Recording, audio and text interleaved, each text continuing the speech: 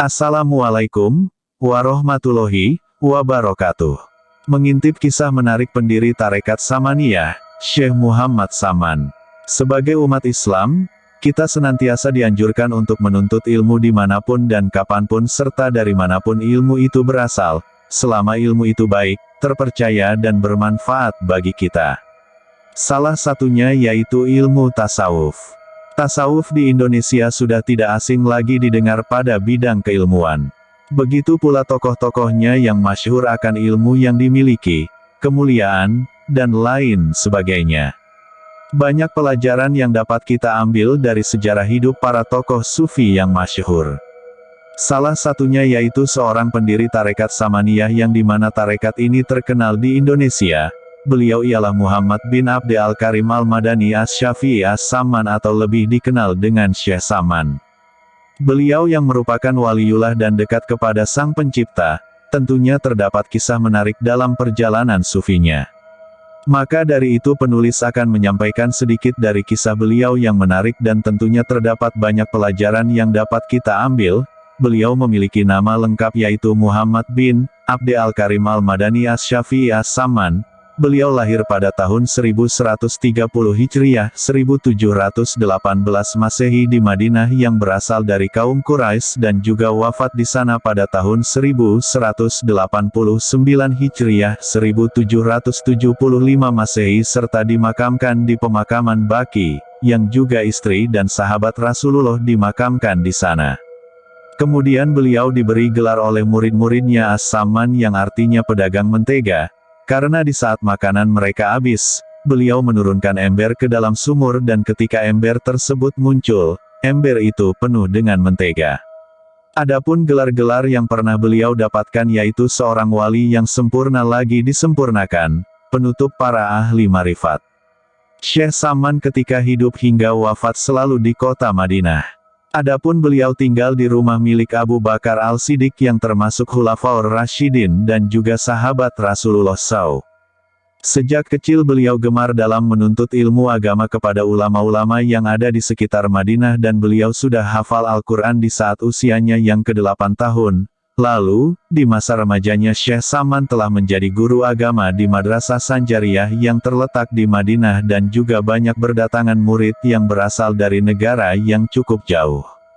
Akan tetapi, Syekh Saman tidak pernah merasa puas akan ilmu yang beliau miliki dan tetap belajar kepada ulama-ulama yang ada pada zamannya. Adapun dalam bidang-bidang ilmu yang beliau pelajari seperti bidang hukum Islam, Syekh Saman berguru kepada Muhammad Al-Dakak, Sayyid Ali Al-Attar, Ali Al-Kurdi, Abd Al-Wahhab At-Tantawi dan Sayyid Hilal Al-Maki. Kemudian untuk di bidang ilmu hadis, beliau berguru pada Muhammad Hayat, seorang pengikut Tarekat Naqsyabandiyah. Lalu pada bidang tasawuf dan ketauhidan guru beliau ialah Mustafa bin Kamal Ad-Din Al-Bakri yang berasal dari Damaskus dan menetap di Madinah. Ada juga guru beliau yang merupakan pengikut Tarekat Khalwatiyah yaitu Muhammad bin Salim Al-Hifnawi dan Muhammad Al-Kurdi. Akan tetapi Syekh Saman tidak terpengaruh dari tarekat guru-guru beliau terhadap hasil karyanya. Banyak kisah beliau yang terkesan aneh jika dipikirkan menggunakan rasionalitas, namun justru itulah yang membuatnya menarik untuk dibaca dan dipahami. Adapun cerita-cerita beliau semasa hidupnya baik seperti karomah ataupun amalan beliau tertulis di dalam kitab yang bernama Manaqib Tuan Syekh Muhammad Saman.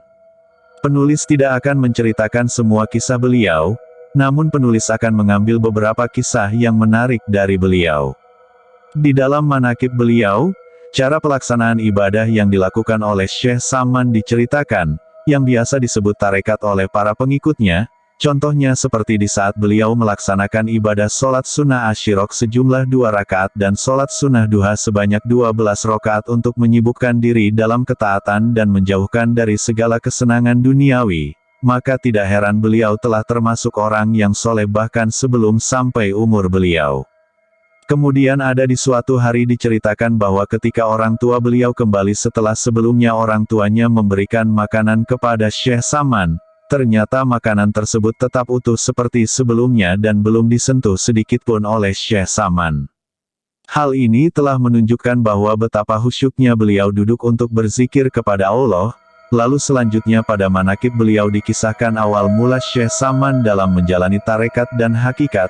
Pada suatu hari ketika Syekh Saman berkholwat, beliau kebetulan sedang mengenakan baju yang indah. Kemudian Syekh Abdul Qadir Al-Jailani mendatangi beliau dengan membawa sebuah jubah berwarna putih dan menyuruh beliau untuk melepaskan bajunya yang indah dan mengenakan jubah putih yang dibawa oleh Syekh Abdul Qadir Al-Jailani seraya berkata, "Inilah pakaian yang layak untukmu." Syekh Saman menurut kabarnya kerap kali menyembunyikan ilmu dan amalan yang beliau miliki sampai pada Rasulullah memerintahkan kepada Syekh Saman untuk membagikan ilmu dan amalan yang beliau miliki kepada masyarakat di kota Madinah. Sehingga ilmu dan amalan beliau dikenal oleh orang banyak dan ingin mengambil tarekat kepada beliau. Tak jarang para raja mengirimkan beliau emas, perak dan lain sebagainya. Namun Syekh Saman tidak mengambil sepeser pun dan langsung memberikannya kepada fakir miskin. Adapun beliau mengajarkan kepada para muridnya bagaimana cara salat, bersalawat, berzikir kepada Allah, beristighfar, dan cara berdoa kepada Allah. Kemudian beliau juga mengajarkan tentang akhlak yang mulia, sopan santun, zuhud, tauhid, tasawuf dan lain-lain. Adapun salah satu karomah atau kemuliaan yang dimiliki oleh Syekh Saman di manakib beliau adalah, siapa saja yang menyebutkan nama beliau sebanyak 3 kali, maka kesusahan baik dunia maupun akhirat akan hilang. Apabila seseorang berziarah ke makam beliau dan membaca Al-Quran lalu berzikir, maka bacaan orang tersebut didengar oleh Syekh Saman. Kemudian, beliau pernah berkata bahwa, Syekh Saman sudah pernah menjadi wali sejak di dalam kandungan ibunya. Lalu barang siapa memakan makanan beliau, dijamin masuk surga dan siapa saja yang masuk ke dalam langgarnya, maka Allah akan mengampuni dosanya. Menurut penjelasan yang telah dipaparkan di atas, Syekh Saman merupakan seorang tokoh sufi yang terkenal di penjuru dunia bahkan di Indonesia sendiri.